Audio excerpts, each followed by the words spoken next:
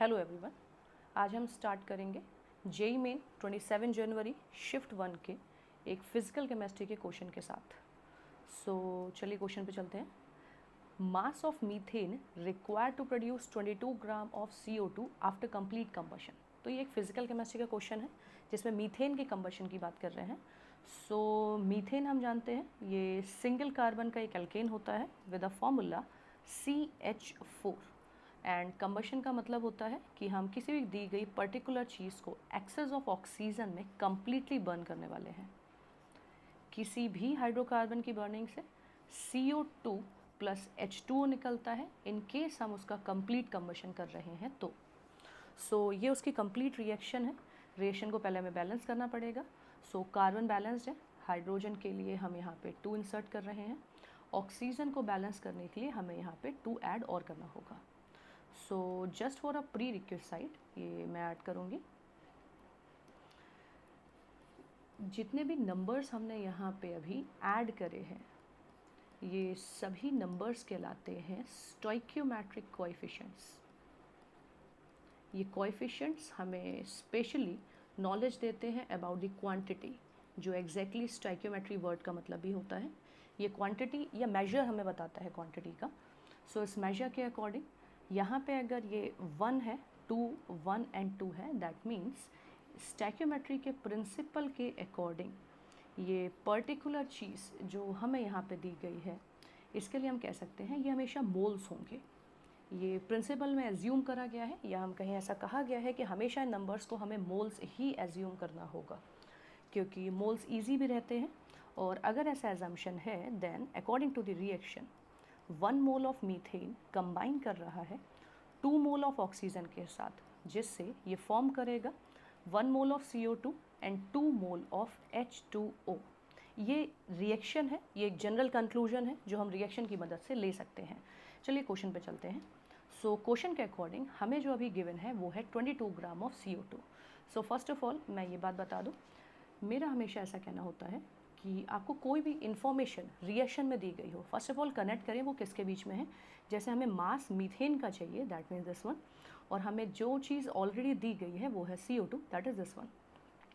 आपको जो भी दिया गया हो आप उससे पहले मोल में चेंज करें।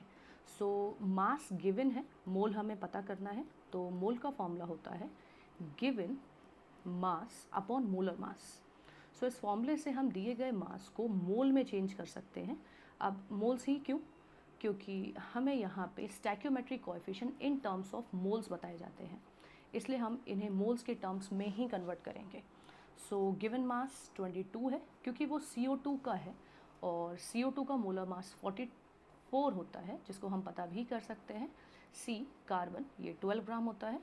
ऑक्सीजन जो मास लेता है वो होता है 16, 2 है तो हम इन्हें 2 बार ऐड करेंगे, then this sum up to 44 grams. इसे अगर आप सॉल्व करेंगे तो आपको मिल जाएगा 0.5 मोल्स। दैट मीन्स हमें इन्फॉर्मेशन मिल गई है कि हमारे पास CO2 के जितने मोल्स अभी बने हैं वो हैं 0.5 मोल्स। जैसा मैंने कहा ये स्टोइकियोमेट्रिक कोएफिशिएंट्स हैं और ये हमें मोल्स के टर्म्स में ही एक्सप्रेस करे जाते हैं, तो हम मोल्स को यहाँ से कनेक्ट कर सकते हैं। अगर हम रिएक्शन को देखें तो according to reaction 1 mole CO2 form हो रहा है जो यहाँ पे है।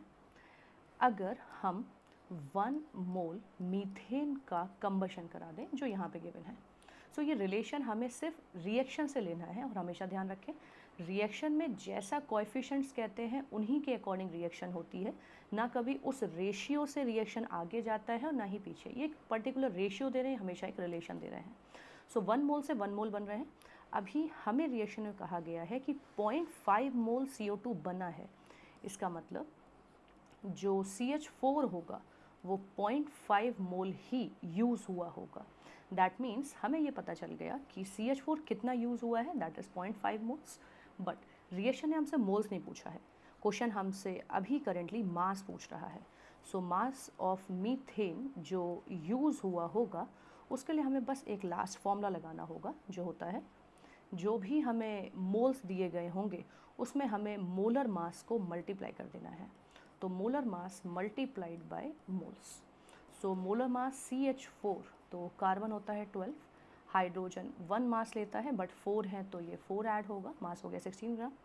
तो 16 इंटू 0.5 अगर आप कर देंगे तो हमें मिल जाएगा 8 ग्राम्स। दैट मीन्स जो हमारा फाइनल आंसर होगा वो होगा 8 ग्राम। एनईटी का क्वेश्चन है तो इसे हमें वहीं पे ही लिखना होता है। सो फाइनल आंसर जो हमें मिलने वाला है वो हो जाएगा 0.8 gram. Thank you everyone for watching.